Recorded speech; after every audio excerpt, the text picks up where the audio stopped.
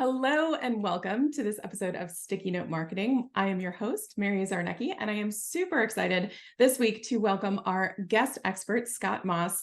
So if you don't know Scott, Scott is the founder and CEO of Sales Growth Advisors, and he is here today to share his expertise and advice when it comes to efficient operations, when it comes to your sales, right? So we're going to be focusing on the sales conversation. So if this is a important topic for what is most pressing for you, this is the episode for you. So welcome, Scott. So excited to have you here on Sticky Note Marketing. Mary, thanks. I am thrilled to be on Sticky Note Marketing. And I've got some sticky notes I just in love it. case. Yes, Yeah. totally. We're big office supply fans around here. So No doubt. well, hopefully our audience has their sticky notes ready because I know you have some great points that you want to share with us today. But before we get into the goodies, I know there are some folks here who may be familiar with you and what you do, but for those who don't know you, would you mind just introducing a little bit more about Sales and how you got to build the organization that you're running now? Yeah, absolutely. Thanks, Mary. And again, thanks for having me on the show. I've been looking forward to it. Yeah, so a little bit of background. I'm in Cleveland, Ohio, married, 3 kids, twin boys who are 20, a daughter who is 23, an awesome wife, and a 12-year-old dog who's pretty damn cool too. So if you hear her barking, I apologize. But my story is pretty simple. I graduated from college in 91 from Syracuse, go Orange, and got into sales. My first job was as a stockbroker for Dean Witter. So I learned how to sell by smiling and dialing. I picked up the phone, I called people during dinner hours, and I asked them to buy stocks and bonds from me. And I was really, really bad at it. And I just had, I was really bad at it, but I learned how to sell and how to be resilient and take rejection and overcome. And so I just kind of progressed my career. I worked for some larger companies in enterprise sales on the corporate side and grew into some sales leadership positions. Then in the early part of the 2000s, I switched gears and flipped on my entrepreneurial hat and started working for more tech startups, companies that, were really more cutting edge, that were a lot more fun, less political, more agile, right? And my role there was typically to build their sales team, whether it was from scratch or whether it was to bring process to an existing sales team. But it was always about how to operationalize the sales component so that these startups can scale. And that's what it's all about, right? They want to increase their valuation, which means they need revenues. In order to get revenues, they have to have a process. And that's where most startups have challenges. So I did that for a number of years until 2020, when the startup that I was with lost their funding. And you can do the math, it was February actually of 2020, right when COVID hit. So of course they lost their funding. And instead of going to work for another company, I figured I would just do my own thing. So I started Sales Growth Advisors on April 1st, 2020. And I called everybody that I knew and I told them my story over and over again. And people said, "You've got something here."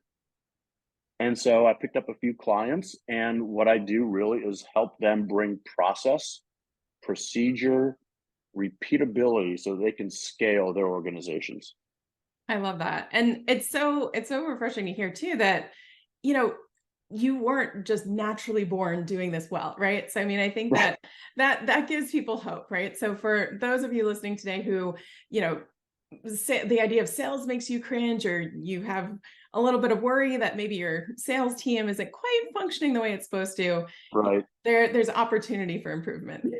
There is absolutely opportunity. It is consistent learning. I mean, I have my own sales coach, and I tell my clients this: look, I'm not here to, put you under the gun and scrutinize every little thing you're doing.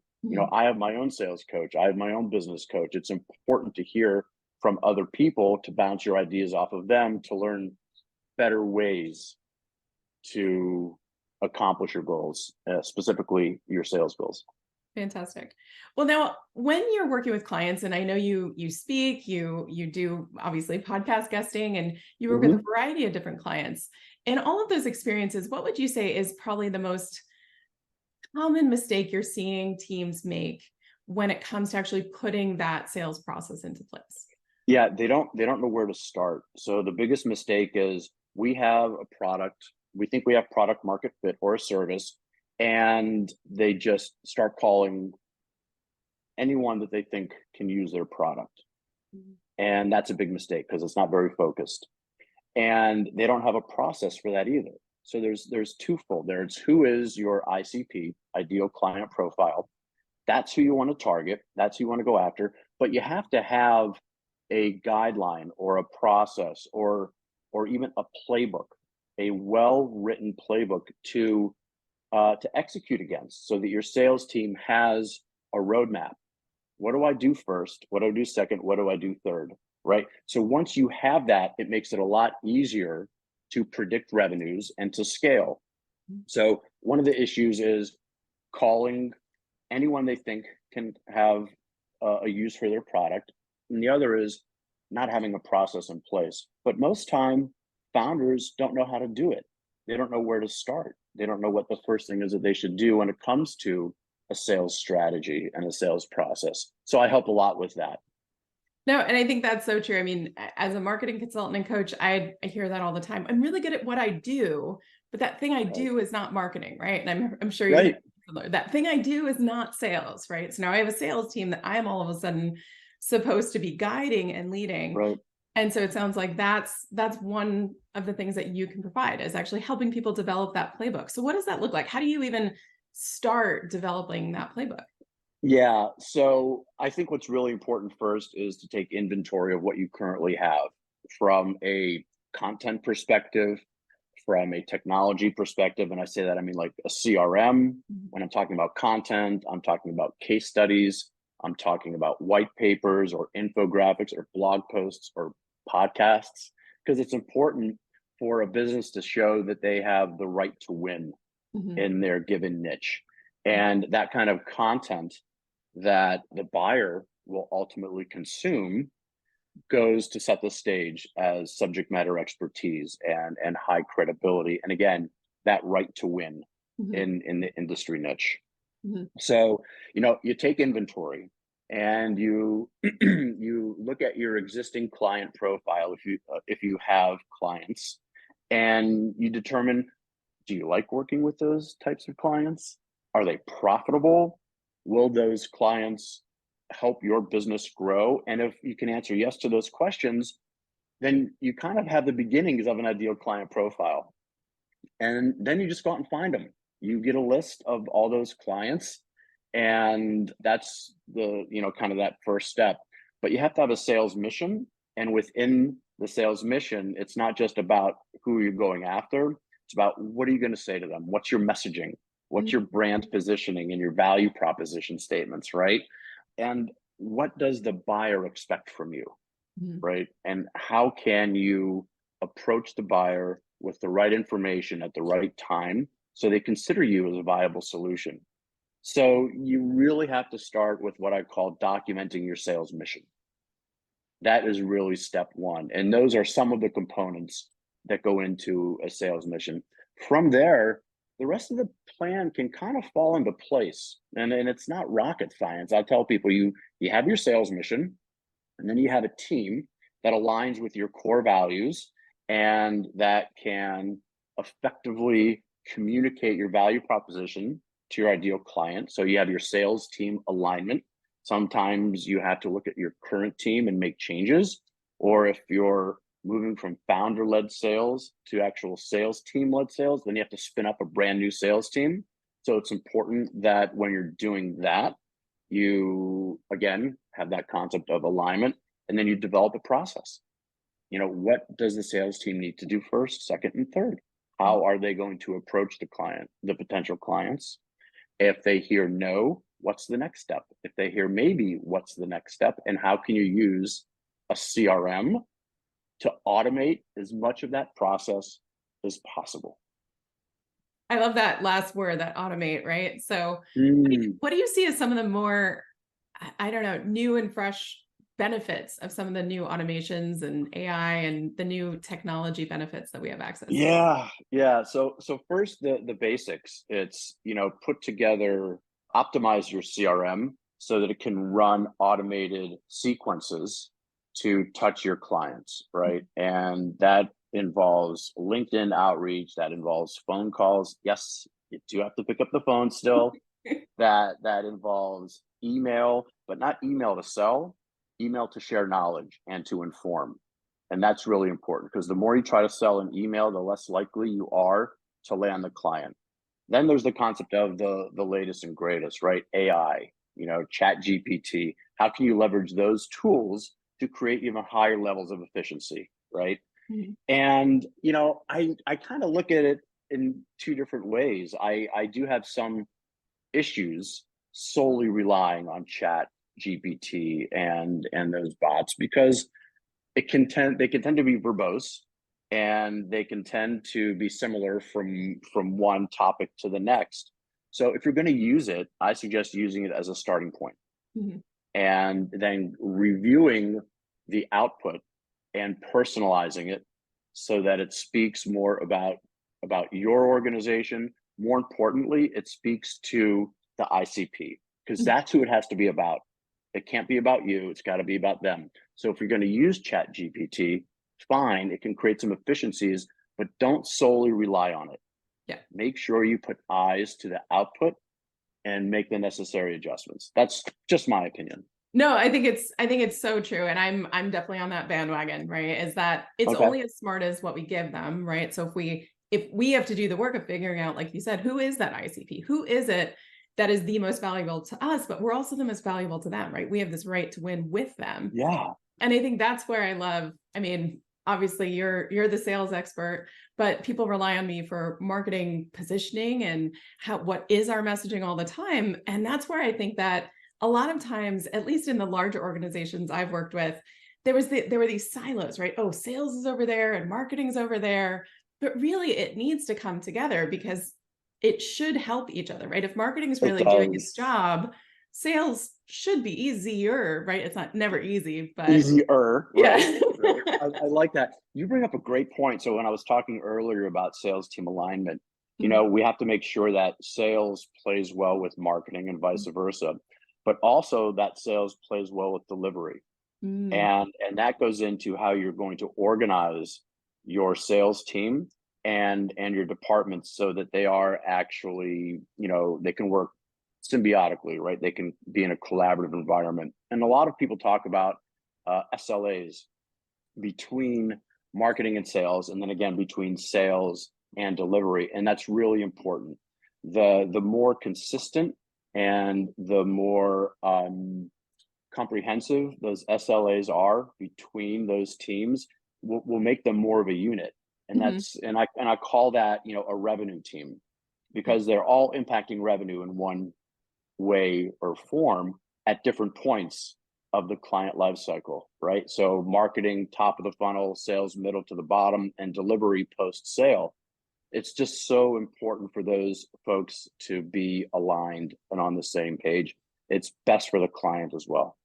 I think that's such an important thing, especially if, you're a business leader here or even a division leader listening to this. You have to really think across. There's this great framework that's called the marketing hourglass or the customer life cycle hourglass, where it's Uh-huh. marketing is focused on they have to know, like, and trust you, but then they have to try you, but then they have to buy you, which is, sales domain. But then, like you said, customer service and delivery, the actual experience gets into, well, what about the delivering and then the referring, right? And all of these Right. have to come together because I can send you leads, but if they're unqualified leads, or even if they're qualified, but your Right. team doesn't have, like you were saying, the defined sales process or the playbook to know how to handle that, Then what do you do with all those you leads, get that right? I disconnect. run into that problem all the time. Yeah. I've got this big pipeline and I think they're qualified, but I'm not 100% sure. And my marketing team wants to know why we're not closing any of their deals, any of the leads. And well, have marketing and sales worked together on ICP? Have they worked together on the plan? Have they developed a strategic follow up Mhm. for all of those leads that are required? And what are they doing to report back to each other? So KPIs are really important as well. Yeah. And those KPIs have to be shared. It can't just be a KPI group for one team. Marketing has to be involved in KPIs, as does delivery. So as you're working with some clients, you might be coming in as the sales advocate, right, for the sales team and Right. helping them with their performance. If we've got a business owner or business leader listening to this and they're trying to figure out, okay, but how do I create or kind of set the stage for that unified conversation? What would you recommend to them to really, what should they do to set the stage for that kind of alignment between those different parts of the organization? Sure. Well, I think that first they all, excuse me, they all have to have skin in the game, right? Mhm. So marketing, sales, and delivery somehow have to be tied to company performance together. There needs to be shared goals. So I talked about shared KPIs. Yeah. There needs to be shared goals as well. So a business leader needs to approach it that way. It's in the best interest of the organization, which is in the best interest of each of the departments and the teams that make up those departments, right? So that sets the stage. If everyone really believes that it's all about a revenue team and not just marketing and sales and delivery, that kind of what's called cultural setup will make it a hell of a lot easier for those groups to work as one unit. So that's where a business owner really needs to start. Shared goals, Mhm. get the marketing leader, sales leader, delivery leader on the same page and have them push it through to their teams. But having the shared concept is going to do wonders. I really believe that. And I've worked with clients on that. That's fantastic. Now, you Yeah. also mentioned earlier the sales mission and how important that is, Mm. especially if you're growing your sales team, right? You're bringing in new people, you're trying to bring them into the culture and what you stand for. Can you talk a little bit about that, a little more about what that sales mission really does for the organization? Yeah. So I describe the sales mission as the compass for the sales plan. It gives you direction. Okay. So if you don't have a really clear understanding of what industry niches you have the highest product market fit in, if you don't understand within those niches the ICP, and when you look at ICP, excuse me, geographics, demographics, and psychographics. Mhm. And then within the ICP, if you don't have a clear understanding of the buyer persona, not just their title, but how they make decisions, what their responsibilities are, what their typical challenges are. And then if you don't have value propositions that resonate, substantiate, and differentiate, then you really don't have that compass, that direction to go. So when you bring all that together and then wrap it with KPIs and sales goals, now you at least have a driver, Mhm. right? And companies talk about, well, what's my company's mission? Yes, you have to have that, but you also have to have a sales mission. And that should be an offshoot of the company mission, right? It Mhm. should encompass that, but the sales mission really has to be the driving force behind how you're going to grow the company from a revenues perspective. So would you recommend having that set, like if you're at that point where your sales team has to expand, would you recommend making sure that's set first before you start bringing in new people then? Yes, Okay. 100%. So the question I get oftentimes is, do I create my sales mission and my sales operations playbook Mhm. before I bring in and hire a sales team, or do I do it after? Mhm. And it's always before. And the reason it's before is because you are setting your sales team up for greater success if you have that in place for them to execute from day one. You don't want to wing it. You don't want to wing it. And I am very process driven when it comes to sales Mhm. and very much rely on a sales operations playbook for myself, my own business, Mhm. and for my clients. So I'm drinking my own Kool-Aid Mhm. and it does taste delicious, but it has to start first with, well, what is it that they're going to do? I know I need to hire people, but when I hire them, I can't just like make it up on the fly. It's got to be in place. Yeah.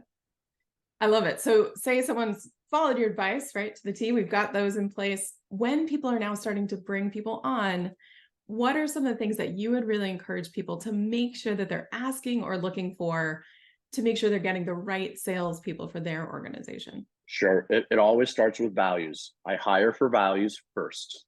Okay. And I do a lot of that for my clients. So I will help them write job descriptions and sales and comp planning, and that's great. And you put all that out there. But when you're interviewing, it has to be about, do they align with the personality of your business? Do they align with the personality of the people that are already there that exemplify your core values? So it's all about playing well in the sandbox. And that has to be the first thing you interview for. So again, team alignment. Do they align with your core values? Do they align with your company mission and vision? Do they align with the personality of your organization? If it's on the sales team, do they view it from a revenue perspective, marketing, sales, delivery? Will they buy into that concept, or are they that lone wolf that just wants to put their head down and make sales? That's not what we want. So that's first. Then we look at sales skills. Then we look at, do they have a provable track record? Have they hit quota? Do they know the right questions to ask? Are they consultative, or are they just trying to sell stuff? We don't want people to try to sell stuff. The reason is that buyers don't like to be sold. I was listening to one of your podcasts a little bit ago, and I think one of your guests said, sales sometimes has that slimy feel of like used car salespeople, because they're always trying to sell you something. And they're trying to sell you the warranty and the undercoating and the everything else, but that's not the way it works. It has to be about how we can provide value to the buyer, because they don't want to be sold. They want to match their problem with our solution and feel that they've made the best decision for them and their company. I think that's so important. Like you said, I mean, in marketing, we're always trying to do that in our messaging and our communications, is tee up the idea that you have a problem that you want to solve. We have that solution, but so often it can be missed then in that next part of the conversation where, oh, we have to make our quota, we have to make our sales number. Right. So I love that emphasis on really making sure there's that value fit and alignment as you're bringing people on. That has to be it. I know one last question I got from the community that I definitely want to ask. For those founders who have all been doing the sales themselves, right? They've been the rainmaker, they've been the one bringing in the sales. Right. Now they're at the point of transition.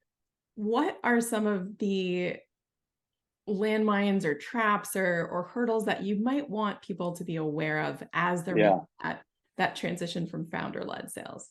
The hardest thing that I've seen for founders to do is let go and trust that the people they're going to hire are going to do the job. If you hired the right way, the way we kind of talked about, then you have to let those people do their job. Founders cringe at the thought, and I'm one of them, cringe at the thought of someone not doing it the way they do it. Right? So, well, why did you ask him that question? Well, because it got me the answer that I wanted. Well, I would have asked the question this way, I hear from founders, but it doesn't matter. The result was the same. And founders can't impress upon their sales team to do it the same way that they've done it. Right? The salespeople are there for a reason, and they'll be trained and coached and mentored, right? And they'll have all the tools they need to succeed. The founders need to let go of that and get to the point of really strategically working on their business instead of, as the saying goes, in the business, right? So that's a huge challenge, to kind of step away and let the sales team, the revenue team, do their job. I love it. So trust the experts that you've brought into the organization. That's right. Trust the experts that you brought in. Otherwise, you're going to alienate them and they're going to leave, and you're going to have this horrible turnover thing. And then you're just going to be stuck in neutral. Yeah. And we've never seen that before, right? No, never. Well, fantastic. Thank you, Scott, so much for joining us today. I hope all of you listening and watching have filled up those sticky notes, because Scott basically gave you a pretty good recipe for getting started with success when it comes to sales and operations efficiency. So, Scott, if people obviously had some answers gotten from you today, but have more questions and want to connect with you further, what's the best place for them to connect with you online? Yeah, thanks for asking, Mary. It's my website. So I'll give you my address is msalesgrowth.com. Feel free to email me directly at scott.moss@msalesgrowth.com, and I will respond accordingly. Fantastic. And wherever you're watching or listening to this episode, we'll make sure to include those links and ways to connect with Scott as well. So thank you, Scott, so much for joining us today. Mary, thank you for having me. It was my pleasure. Terrific. For all of those of you listening, thanks for joining us, and I will see you on the next episode of our guest expert series. Take care.